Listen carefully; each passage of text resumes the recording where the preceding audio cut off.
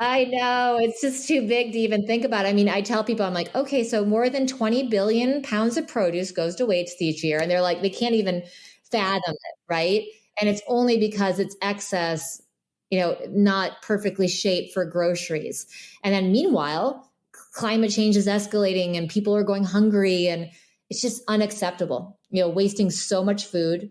We're running out of land, water and healthy soil. And this is what we're dealing with. Welcome to Winning at Work, everybody. It is Tony, and today I have Amy Keller. She's the co-founder and CEO of Climate Candy. I got to say, super unique name, very catchy, very catchy. Yes. It really jumps out at you. And, I know this is an audio podcast, but I got to say, your packaging is this like super crisp white background with all these beautiful colors, highlighting all, cherry, lemon, orange, strawberry. And you just nail it right away.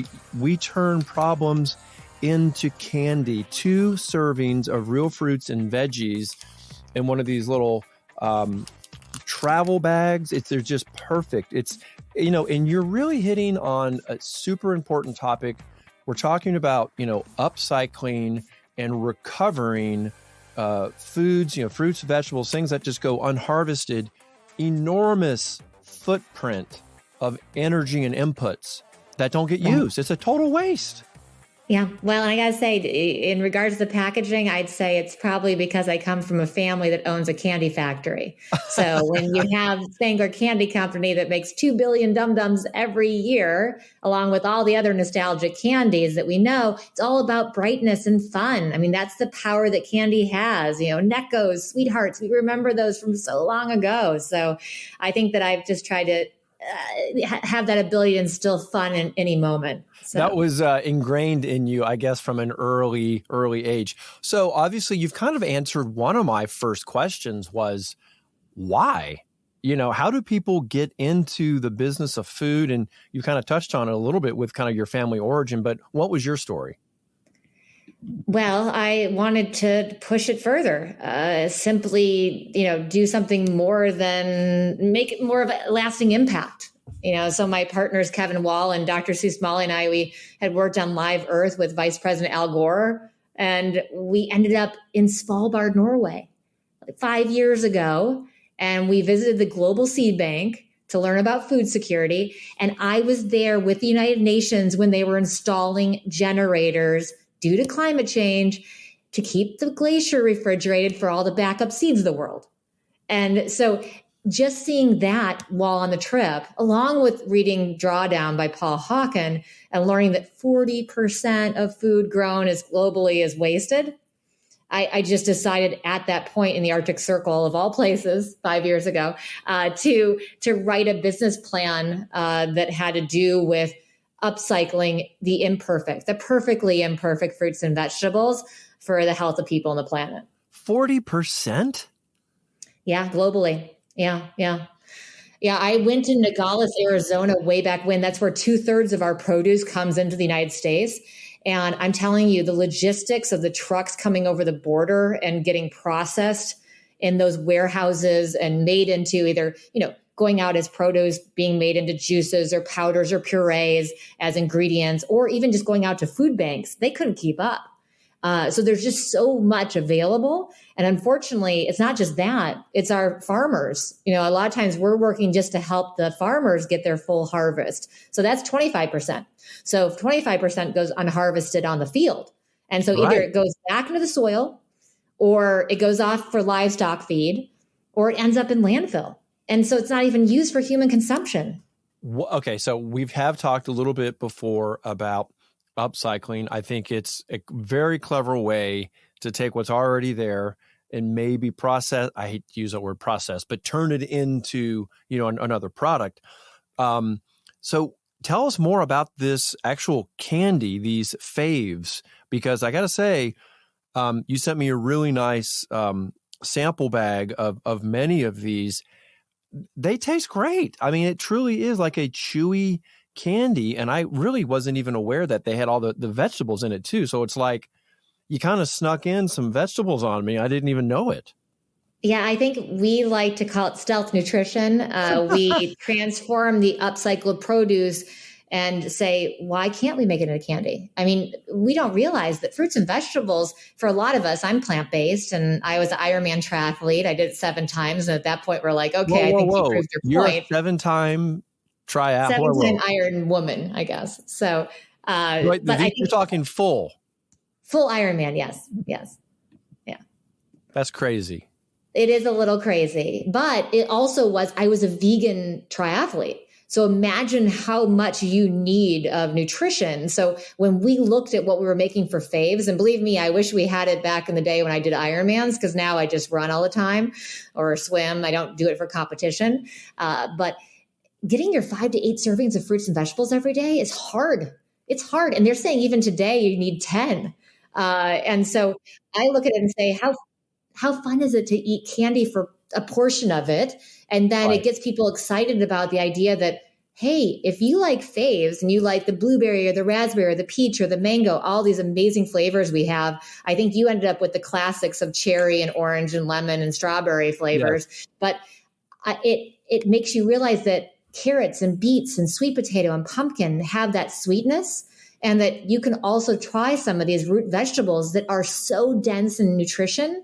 And that's why we utilize those imperfect vegetables in this, because it gives that plant fiber and you actually feel full and it feels like you're satisfied and you're getting that rainbow of colors that everybody that knows how you live longer and stay healthy, it's through, what you're eating and putting in your body. But also, food is the single strongest lever for environmental change, too. Well, so tell us about, I'm just kind of curious about the actual process of taking all these delicious, fruits and vegetables and turning them into something that tastes great. I mean, what did you find a co-packer that had experience with this, or did you have to kind of stand that up on your own? How did you even come up with doing this? Well, 5 years ago, we started off thinking we were going to be an ingredient company. I built the supply chain with farmers in the West Coast, Midwest, and even in Europe. And was like, okay, now we can replace sugar and filler in food. Now, here's the problem. A lot of these bigger companies, they don't want to change their formulas. And if you do that, it takes a year, if not more. So we were talking to some of our partners and we said, you know what, we need a proof of concept. And of course, they said to me, they're like, well, you come from your candy family. Like, why don't you make candy? Well, here's the problem and dilemma. None of these candy factories want you to break their equipment. And believe me, my family was like, there's no way you're not using flow agents and stuff on this $1 million equipment. That's crazy. They didn't even allow you to do it. Oh my gosh. Yeah. So what I did was I went out during COVID times, which of course that's a great time for R&D because everything's just a little slowed down. So we went and worked in Northern New York and Chicago, St. Louis, NorCal, SoCal, you name it. We were at factories and we were trying to get these things through equipment that makes cookies and bars and candy and you name it, because the plant fiber is very different. And so many people are used to these flow agents and sugars, and they have specific things that are supposed to go through the machines. And I was upending that because we're 96% fruits and vegetables. So they're like, this isn't going to work. So believe me, it was a lot of work on the trying to get that manufacturing arm started. So where did you end up settling? I think it was overseas, right? You're somewhere in Europe now, I believe. We have East Coast. We have a manufacturer and co-packer, and then we also do work out of Europe, just depending upon seasons. And then we do have a factory in SoCal, but we stopped utilizing it for a while during COVID times. So we kind of work dependent upon where we can get the seasonality of fruits and vegetables. So people see it coming from a lot of different places. Yeah. I just think it's wonderful that you're spending so much time with the local farmers. I mean, they need so much help. It's like an epidemic that people don't understand. Farmers are having a big problem right now, and you're stepping in and I think providing a huge solution for them. And that's hopefully capturing maybe 25% more revenue, however it streams down to them. And then, of course, all the other benefits that you're involved in. I agree. And also teaching people where food comes from. I mean, the number of people, kids that we talk to where they're like, where's food come from? They think it's the grocery store and they get it from a box or from a bag. And I think they don't really understand the, farmer to market process. So, and then it's also just helping people realize their power of this kind of solution to heal ourselves and the planet, and it being what we choose to eat. And that includes all of us. So it makes it so simple without going too far in talking about greenhouse gas emissions, climate change, like all these things. It's like, let's just talk about something we love, like candy. Well, and you've made it so simple too. And I think that's the beauty of it, is that I think you say it on your packaging, like I have here, we turn problems into candy. So I want to understand a little bit more about what your like sales and marketing or distribution strategy is, because like every CPG owner, it's like you had a baby, just to come up with this, but now you've got to get the world to try it so it can grow up and become an adult. So where are you in the process? And talk to us about, where is it found on the East Coast, West Coast? What's that plan right now? Well, I mean, we started off like everybody. You start off where you try to figure out where's that rising demand for sustainable CPG products, and knowing that shoppers are prepared to buy brands because of their packaging or because they're measuring their product's carbon footprint. So it was easier for us to find those climate conscious people through direct to consumer to start, get to know our audiences. Who is it going to be? And then start working with e-commerce sites like Thrive Market. What a great spot to be in, where you can have those sites that you already know it's the health conscious, eco conscious consumers that obviously care about the brands that they're buying. And then from there, it was going out to retailers. For us, we were distributing on the West and East Coast to start, but we found some of these amazing national retailers that reached out to us. So all of a sudden, Vitamin Shop and Urban Outfitters and SIBO Express and Hudson News in the airports, because we all know from a travel retail standpoint, how great is it to have something that's healthy for you when your flight is delayed? So we really have gone the alternative route, where you find us in those type of locations. And then I think with distribution to health grocery stores and West Coast and East Coast, that's just where you start when you're a brand like ours that's just getting to know people. And then I think what makes us really different is that we like the idea of starting into corporate workplaces and talking to employees and companies about how they're thinking about their approach to the way they source products or serve food or reduce waste. And then also humanitarian efforts. I mean, how do people access their daily fruits and vegetables that are efficient nutrition during those times? And then universities and hospitals, specifically children's hospitals. I mean, how great is it to provide stealth nutrition through candy and have it be something fun like this? So we're definitely trying all these different categories, and it's been a fun year. It's kind of fun. You can kind of go back and just check the metrics, see which ones are working, where are you getting the most, positive feedback. I want to go back to Thrive Market. Tell us a little bit more about Thrive Market. Maybe people aren't as familiar. Well, Thrive Market's an amazing partner for us because they've got these eco-conscious subscribers that subscribe into buying their food and beauty products. And they probably, for people, know that whatever's on this site has been approved by the Environmental Working Group, right? These are brands, whether it be everything from pet food to health to bath and body to vitamins to anything. It's just there for you from a national standpoint. And then I also like that they have give back programs where they're focused on giving these boxes to those in need. So as we're purchasing our groceries, we know groceries are going back to those in communities that need it the most. So, and as you know, nationally, there's not always Whole Foods everywhere or some of these other, health grocers. So they've made it so that then people can find this healthy food anywhere and it can be sent to you. I mean, how great is it to have healthy living be easy and affordable for everyone? Yeah, to provide access for all with these e-commerce sites. It's been wonderful to partner with them. like the Snack Magics and the Foxtrots. There's so many of them, Go Puffs, Yes. all these amazing ones that have high standards. So then you have these virtual shelves, and Exactly. that the standards for quality and sustainability and is up there. And also a lot of them are looking at being carbon neutral. So like for our warehouse, we're like, okay, how are we palletizing? How are we wrapping the pallet? It's not all about what we're packaging the actual candy in. It's also the side of what's the warehouse and the fulfillment center and the manufacturing doing, because what are we doing with recycled corrugated boxes, right? Like that whole entire circular supply chain.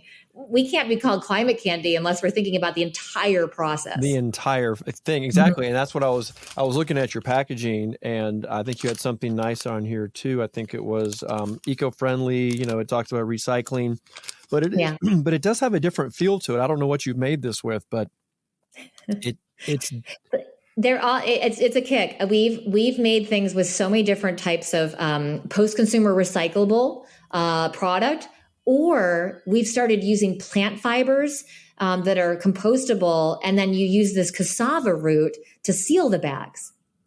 So it's crazy, I know, but it that literally. I'm like, I could almost like put it in my compost pile.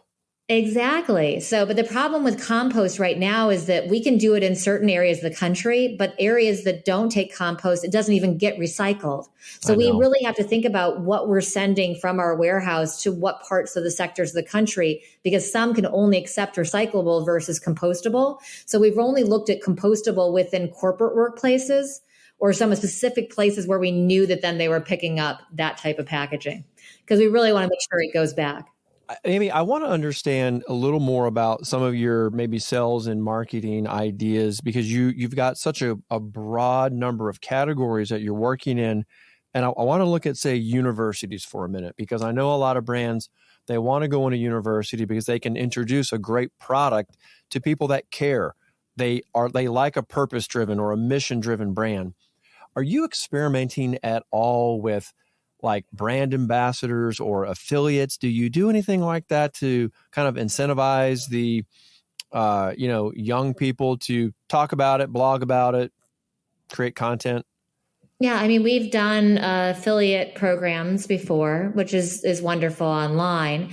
And I think you're right. I mean, climate consciousness is more relevant than ever, especially with Gen Z. And we find that we get a lot of people involved with us through a company called Duffel. You're going to love this. The kids are able to order via Bird Scooter candy in the middle of the night during finals or study breaks or whatever it is.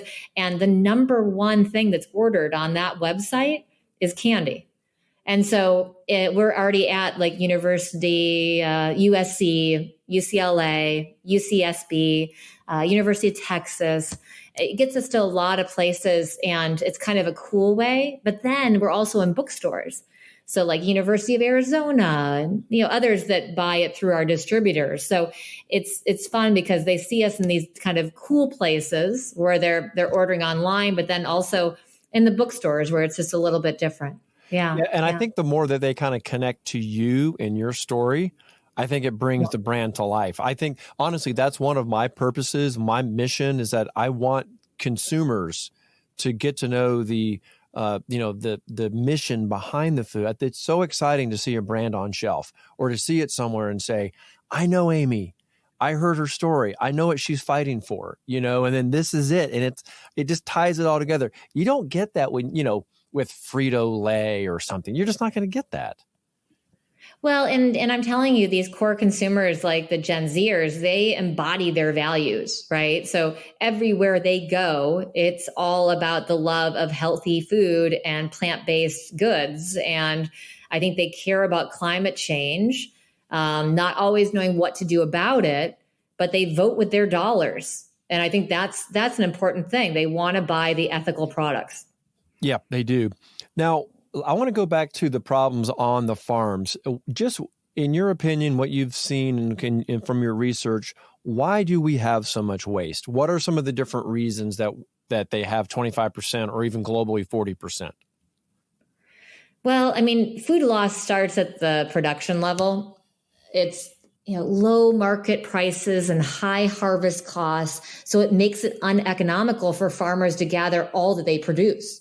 And so we have these really strict cosmetic standards that excludes all the imperfect looking produce. Yeah. And then we all know what's happening today, the labor shortages, that's causing further challenges. And despite the farm to food bank that we talked about, those efforts of recovering the unharvested food, the vast majority is left on the field and then it ends up in other places. And then during kind of COVID times, you saw food service closing, and farms that typically sold to those markets found themselves with huge surpluses. So ultimately that went to waste too. So I'd say those are probably the main problems. Yeah, I think labor, I think the choice that the farmer makes just to leave some out there just because of the cost for them to actually just harvest it versus selling it, it just becomes out of balance. I know we're not going to solve that problem here today, but it's just one that I just want to keep. I know. It's just too big to even think about. I mean, I tell people, I'm like, okay, so more than 20 billion pounds of produce goes to waste each year. And they're like, they can't even fathom it, right? Mm-hmm. And it's only because it's excess, not perfectly shaped for groceries. And then meanwhile, climate change is escalating and people are going hungry, and it's just unacceptable, wasting so much food. We're running out of land, water and healthy soil. And this is what we're dealing with. I know. I want this to be a happy podcast, but I know. But then there's people like us that are making change. And then you're seeing that. And then we motivate and inspire others that you can come up with an idea. It could be in the middle of the Arctic Circle. And now look what we're doing. We actually can give real numbers and say, oh, we've actually saved at least 1 million pieces of produce every year. And with that, we've now utilized it to save over 1 million square feet of crops and 15 million liters of water. So people can start doing data in regards to some of these small businesses and say, oh, well, what an amazing circular future you've created with a consumer packaged good. What can others do?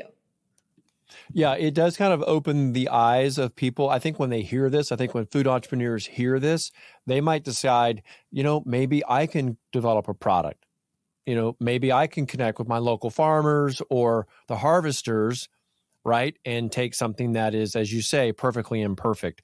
I do think it's a problem as consumers that we have gotten so picky that we want everything to look a certain way.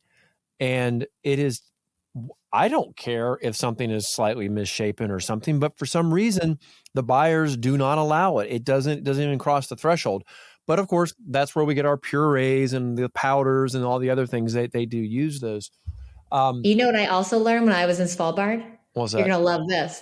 So it turns out, I love Granny Smith apples, love the green apples. So when my husband goes to the grocery store, he always buys me green apples. Here's the problem.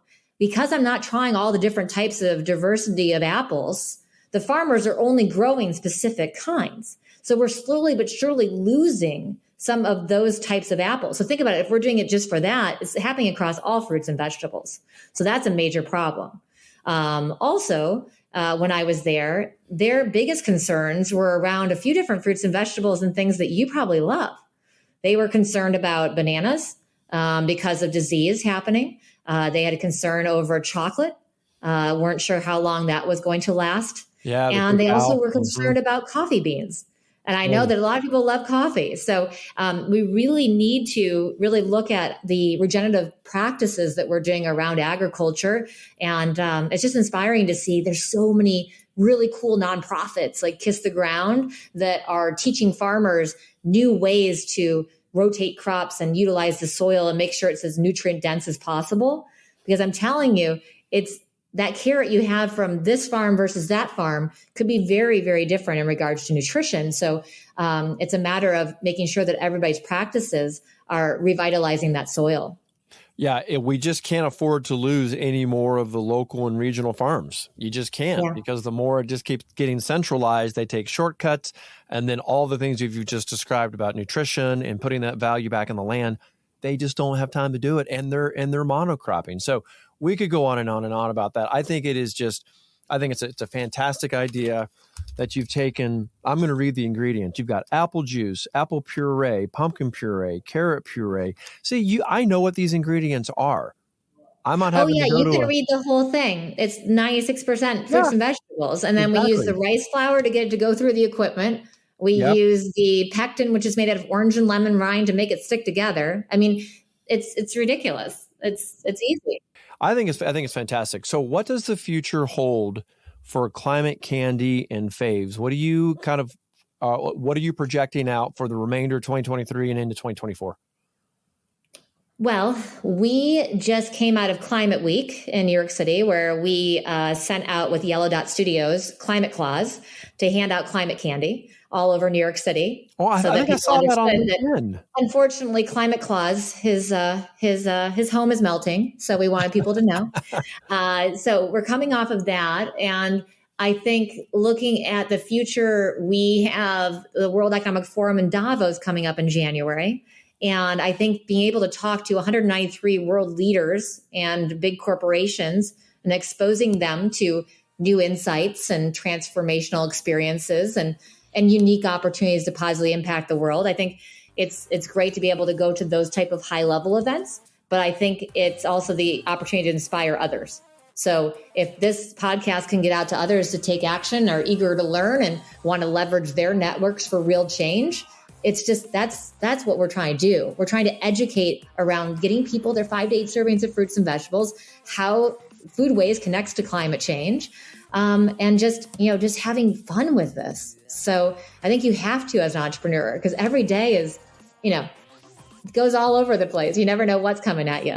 So. Well, you've got such a great spirit and a great energy about you. So I think you must obviously put a lot of love and energy into all that you're doing. So for people that want to connect with you or just find different ways to work with you or collaborate, what's the best way for people to connect with your brand and perhaps you, if you like? Well, you can connect in with me via email. That's the easiest. Just email me at amy@climatecandy.com. I'm happy to reconnect with people that want to do something for the planet.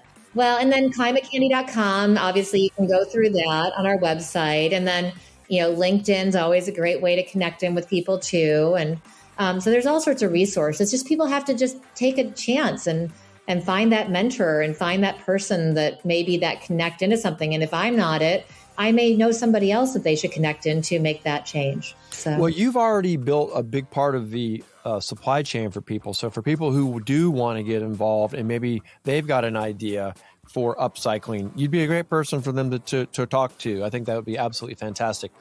Amy, thank you so much for being here today. I think everyone should go out and give this a try. Like I say, if you didn't know what it was, you would just think this is a fun treat. So I think, ironically, your family would be proud, and maybe they wish that they had let you break their machines because you got something good out of it, right? Exactly. Yeah, they're pretty addictive. So watch out. I always remember my grandfather telling me not to eat the profits. But it's pretty hard when you own a modern Willy Wonka company. That's what I'm saying. I'd be like 400 pounds. I'd have to do some tries myself just to keep that off. Hey, the good news is this is your fruits and vegetables for the day. So you could just literally go through a 4-ounce pack and get 4 servings of your fruits and vegetables. Done. I mean, how can you go wrong? Done. Easy. Amy, awesome talking to you again. I'm so glad we got to reconnect live and share it with everybody. Fantastic. See you soon. Pleasure.